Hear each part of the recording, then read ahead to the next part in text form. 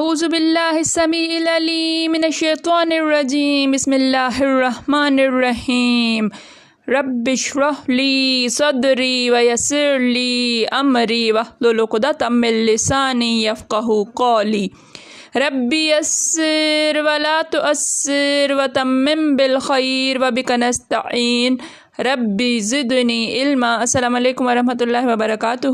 الحمدللہ ہم سورہ مائدہ کا ترجمہ و تفسیر کر رہے ہیں۔ 66 آیات کا ترجمہ و تفسیر الحمدللہ ہم کر چکے ہیں۔ آج کا سبق آیت نمبر 67 سے دیکھیے۔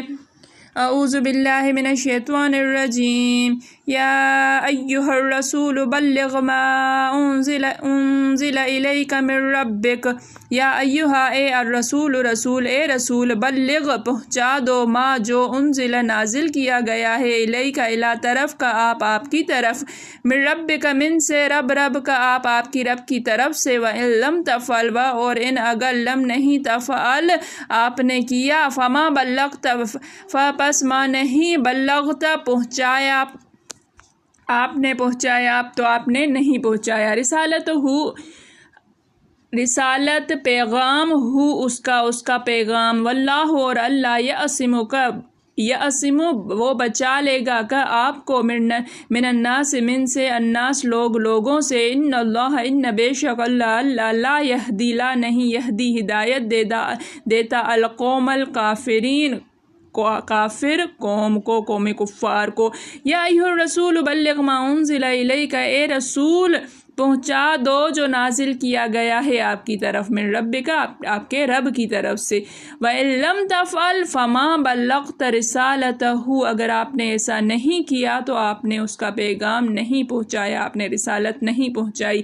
وَاللَّهُ يَعْصِمُكَ مِنَ النَّاسِ اور اللہ بچا لے گا آپ کو لوگوں سے ان اللہ لا يهدي القوم الکافرین بے شک اللہ تعالی کافر قوم کو ہدایت نہیں دیتا۔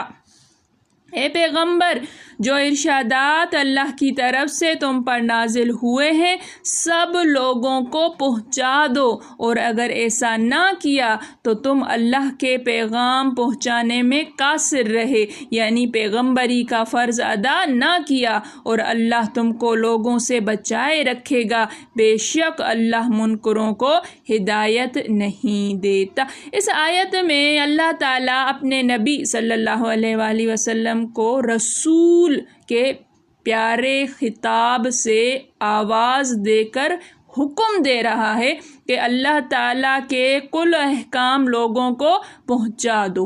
حضور صلی اللہ علیہ وآلہ وسلم نے بھی ایسا ہی کیا۔ صحیح بخاری میں ہے کہ حضرت عائشہ فرماتی ہیں جو تجھ سے کہے کہ حضور صلی اللہ علیہ وسلم نے اللہ تعالیٰ کے نازل کردہ کسی حکم کو چھپا لیا تو جان لو کہ وہ جھوٹا ہے۔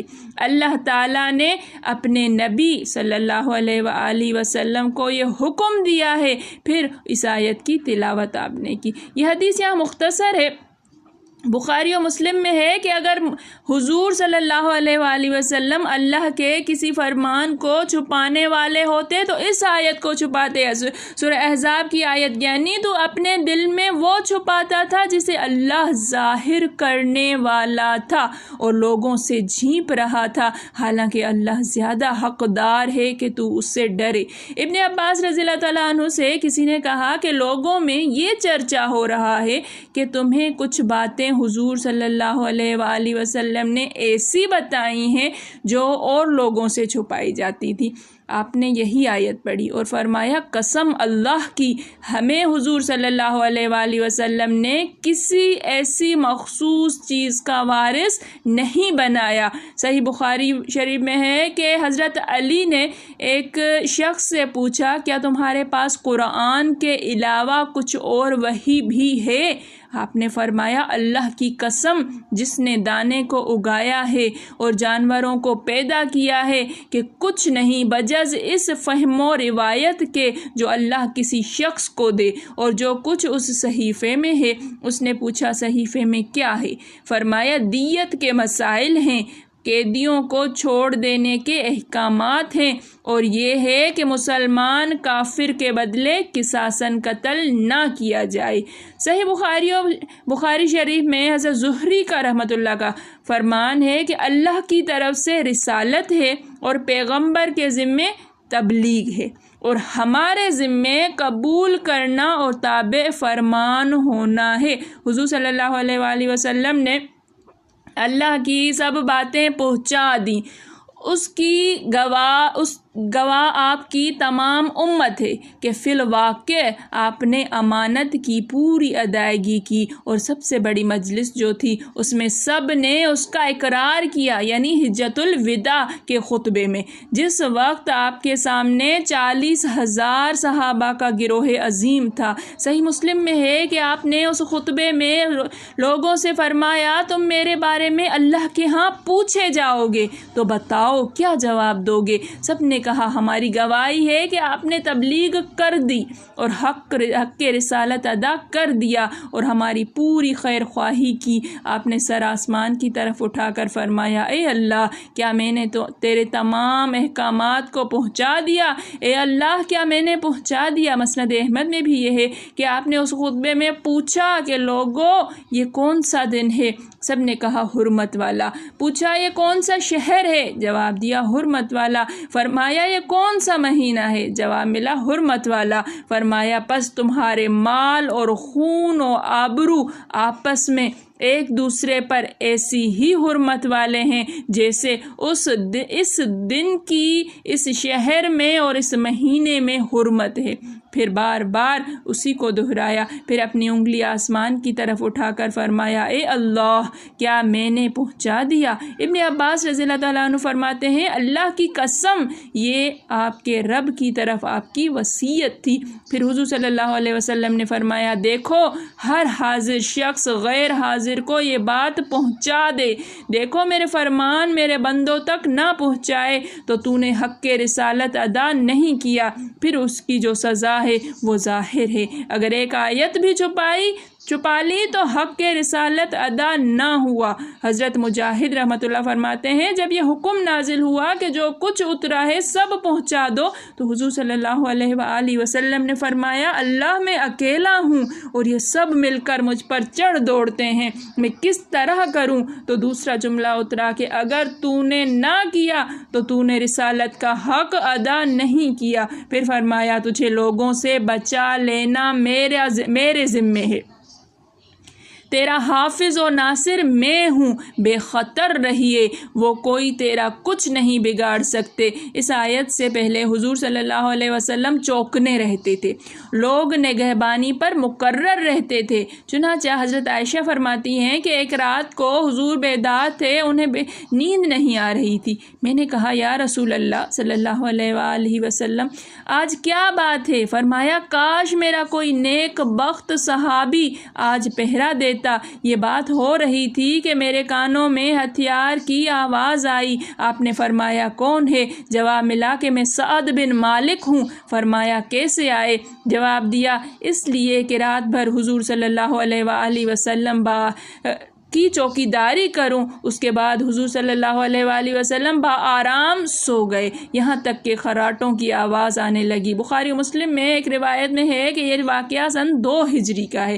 اس آیت کے نازل ہوتے ہی آپ نے خیمے سے سر نکال کر چوکی دار سے فرمایا، جاؤ، میں اللہ کی پناہ میں آ گیا، تمہاری چوکی داری کی ضرورت نہیں۔ ایک روایت میں ہے کہ ابو طالب آپ کے ساتھ ساتھ کسی نہ کسی آدمی کو رکھتے۔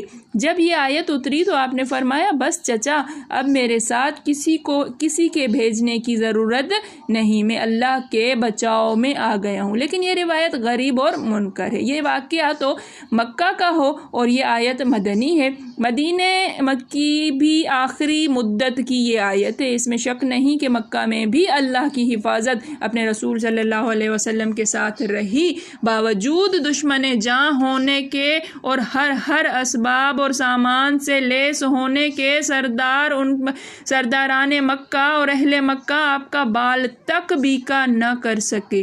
ابتدائی رسالت کے زمانے میں اپنے چچا ابو طالب کی وجہ سے، جو کہ قریشیوں کے سردار اور بارسوخ شخص تھے آپ کی حفاظت ہوتی رہی، ان کے دل میں اللہ نے آپ کی محبت اور عزت ڈال دی۔ یہ محبت اور عزت ڈال دی اور یہ محبت طبعی تھی، شرعی نہ تھی۔ اگر شرعی ہوتی تو قریش حضور صلی اللہ علیہ وسلم کے ساتھ ہی ان کی بھی جان کے خواہاں ہو جاتے۔ ان کے انتقال کے بعد اللہ تعالیٰ نے انصار کے دلوں میں حضور صلی اللہ علیہ وآلہ وسلم کی شرعی محبت پیدا کر دی اور آپ انہی کے ہاں چلے گئے۔ اب تو مشرکین بھی اور یہود بھی مل ملا کر نکل کھڑے ہوئے، بڑے بڑے ساز و سامان لشکر لے کر چڑھ دوڑے، لیکن بار بار کی ناکامیوں نے ان کی امیدوں پر پانی پھیر دیا۔ اسی طرح خفیہ سازشیں بھی کتنی کی، قدرت نے وہ بھی انہی پر الٹ دی۔ ادھر وہ جادو کرتے ہیں، ادھر سورۃ المعوذتین نازل ہوتی ہے، ان کا جادو اتر جاتا ہے۔ ادھر ہزاروں جتن کر کے بکری کے شانے میں زہر ملا کر حضور صلی اللہ علیہ وسلم کی دعوت کر کے آپ کے سامنے رکھتے ہیں، ادھر اللہ تعالیٰ اپنے نبی صلی اللہ علیہ وآلہ وسلم کو ان کی دھوکہ دہی سے آگاہ فرما دیتا ہے اور یہ ہاتھ کاٹتے رہ جاتے ہیں۔ اور بھی ایسے واقعات آپ کی زندگی میں بہت سارے نظر آتے ہیں۔ ابن جریر میں ہے کہ ایک سفر میں آپ ایک درخت تلے، جو صحابہ اپنی عادت کے مطابق ہر منزل میں تلاش کر کے آپ صلی اللہ علیہ وسلم کے لیے چھوڑ دیتے تھے، دوپہر کے وقت قیلولہ کر رہے تھے۔ ایک اعرابی اچانک آ نکلا، آپ کی تلوار جو اس درخت میں لٹک رہی تھی اتار لی اور میان سے باہر نکالی اور ڈانٹ کر آپ سے کہنے لگے، اب بتا کون ہے جو تجھے بچا لے؟ آپ نے فرمایا، اللہ مجھے بچائے گا۔ اسی وقت اس اعرابی کا ہاتھ کانپنے لگتا ہے اور تلوار اس کے ہاتھ سے گر جاتی ہے اور وہ درخت سے ٹکراتا ہے، جس سے اس کا دماغ پاش ہو جاتا ہے اور اللہ تعالیٰ یہ آیت اتارتا ہے۔ ابن ابی حاتم میں ہے کہ جب حضور صلی اللہ علیہ وآلہ وسلم نے بنو نجار سے غزوہ کیا، ذات الرقاع کھجور کے باغ میں آپ ایک کنویں میں پیر لٹکائے بیٹھے تھے، جو بنو نجار کے ایک شخص وارث نامی نے کہا، دیکھو میں محمد کو قتل کرتا ہوں۔ آپ لوگوں نے کہا کیسے؟ لوگوں نے کہا کہ کیسے؟ کہا میں کسی ہیلے سے آپ کی تلوار لے لوں گا اور پھر ایک ہی وار کر کے پار کر دوں گا۔ یہ آپ کے پاس آیا، ادھر کی باتیں بنا کر آپ سے تلوار دیکھنے کو مانگی، آپ نے اسے دے دی، لیکن تلوار کے ہاتھ میں آتے ہی اس پر اس بلا کا لرزہ چڑھا کہ آخر تلوار سنبھل نہ سکی اور ہاتھ سے گر پڑی۔ تو آپ نے فرمایا، تیرے اور تیرے بد ارادے کے درمیان اللہ حائل ہو گیا ہے، اور یہ آیت اتری ہے۔ حویرث بن حارث کا بھی ایسا ہی مشہور قصہ ہے۔ ابن مردویہ میں ہے کہ صحابہ کی عادت تھی کہ سفر میں جس جگہ ٹھہرتے حضور صلی اللہ علیہ وآلہ وسلم کے لیے گھنا سایہ دار بڑا درخت چھوڑ دیتے کہ آپ اسی کے تلے آرام فرمائیں۔ ایک دن آپ اسی طرح اس درخت تلے سو گئے اور آپ کی تلوار اس درخت میں لٹک رہی تھی۔ ایک شخص آ گیا اور تلوار ہاتھ میں لے کر کہنے لگا، اب بتا کہ میرے ہاتھ سے تجھے کون بچائے گا؟ آپ نے فرمایا، اللہ بچائے گا، تلوار رکھ دے۔ اور وہ اس قدر ہیبت میں آ گیا کہ تعمیل حکم کرنا ہی پڑی اور تلوار آپ کے سامنے ڈال دی، اور اللہ نے یہ آیت اتاری، واللہ یعصمک من الناس۔ حضور صلی اللہ علیہ وسلم نے ایک موٹے آدمی کے پیٹ کی طرف اشارہ کر کے فرمایا، اگر یہ اس کے سوا میں ہوتا تو تیرے لیے بہتر تھا۔ ایک شخص کو صحابہ پکڑ کر آپ کے پاس لائے اور کہا، یہ آپ کے قتل کا ارادہ کر رہا تھا۔ وہ کانپنے لگا۔ آپ نے فرمایا، گھبرا نہیں، چاہے تو ارادہ کرے لیکن اللہ اسے پورا ہونے نہیں دے گا۔ پھر فرماتا ہے، تیرے ذمے صرف تبلیغ ہے، ہدایت اللہ کے ہاتھ ہے، وہ کافروں کو ہدایت نہیں دے گا، تو پہنچا دے، حساب کا لینے والا اللہ تعالیٰ ہی ہے۔ اللہ تعالیٰ سمجھنے کی توفیق عطا فرمائے۔ میرے پڑھانے میں، آپ کے پڑھنے میں، میرے سمجھانے میں، آپ کے سمجھنے میں کوئی غلطی، خطا، بھول چوک ہو گئی ہو تو میں اللہ کے حضور میں توبہ کرتی ہوں اور معافی کی خواستگار ہوں۔ ربنا تقبل منا انک انت سمیع العلیم۔ السلام علیکم ورحمۃ اللہ وبرکاتہ۔